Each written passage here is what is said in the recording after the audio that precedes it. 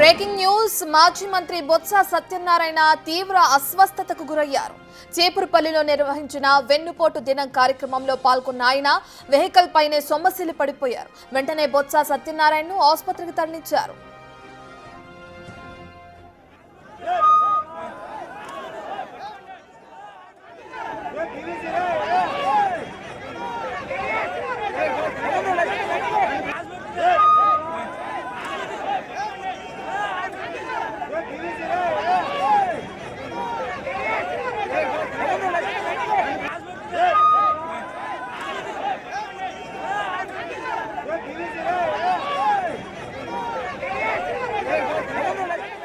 విజయనగరం జిల్లా చీపురుపల్లిలో నిర్వహించిన వెన్నుపోటు దినోత్సవం కార్యక్రమంలో పాల్గొన్నారు బొత్స సత్యనారాయణ. మనం చూస్తున్న బిగ్ టీవీ స్క్రీన్ పైన అక్కడ నిర్వహిస్తున్నప్పుడు ఆ వ్యాన్లోకి ఎక్కిన ఆయన, ఆ వెహికల్లోకి ఉన్న ఆయన ఒక్కసారిగా కుప్పకూలిపోయిన విజువల్స్ మనం బిగ్ టీవీ స్క్రీన్ పైన చూస్తున్నాం. సడన్ గా మైక్ ని పట్టుకునే క్రమంలో కూడా ఆయన అన్కాన్షియస్ అయిపోయి ఆ బండిలోనే అలాగే కిందకి కుప్పకూలిపోతున్న విజువల్స్ మనం బిగ్ టీవీ స్క్రీన్ పైన చూస్తున్నాం. పక్కనున్న వ్యక్తులు వాటర్ ఇచ్చే ప్రయత్నం చేస్తున్నారు, కానీ ఆయన అప్పటికే అన్కాన్షియస్ అయినట్లు కూడా మనకు తెలుస్తుంది. ఇక దీంతో పక్కనే ఉన్న వాళ్ళు వెంటనే అలర్ట్ అయ్యి ఆయన్ని ఆ వెహికల్ నుండి తీసేసి కిందకి దింపి హాస్పిటల్కి తరలించారు. అయితే ఇప్పుడు మధ్యాహ్నం సమయంలో సుమారు మధ్యాహ్నం అవ్వొస్తుంది. ఈ సమయంలో ఎండ తీవ్రత కారణంగానే ఆయన ఆ విధంగా సొమ్మసిల్లడం జరిగిందా, లేదంటే అసలు ప్రస్తుతం ఆయన పరిస్థితి ఏ విధంగా ఉంది, ఏ కారణం చేత ఆయన అనారోగ్యానికి గురయ్యారనేది అయితే మనకు తెలియాల్సింది. ప్రస్తుతం బొత్స సత్యనారాయణ హాస్పిటల్కి తరలించారు. అయితే వెహికల్ పైనే సొమ్మసిల్లి పడిపోవడం మనం చూస్తున్నాం బిగ్ టీవీ స్క్రీన్ పైన.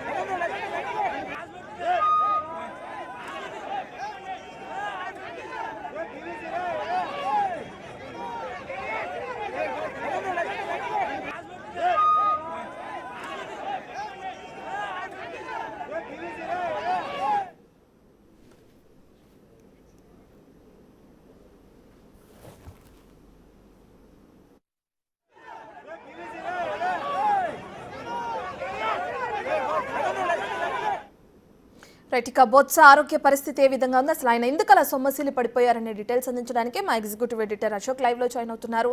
రైట్ అశోక్, మనం చూస్తున్నాం కొంతసేపటి వరకు ఆ ర్యాలీలో పాల్గొన్నారు, ఆయన బాగానే ఉన్నారు. సడన్ గా ఆ విధంగా అన్కాన్షియస్ అయిపోవడం మనం చూస్తున్నాం. సంబంధించిన డీటెయిల్స్ ఏ విధంగా ఉన్నాయి?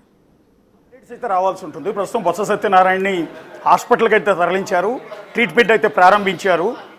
పబ్లిక్ మీటింగ్లో వడదెబ్బకి అలా పడిపోయారా, లేకపోతే హార్ట్ స్ట్రోక్ లాంటిది ఏమైనా వచ్చిందా అనేది ఇంకా పూర్తి సమాచారం తెలియాల్సి ఉంటుంది. ఒకవేళ వడదెబ్బ అయితే ఆ రకంగా పడిపోయే అవకాశం లేదు.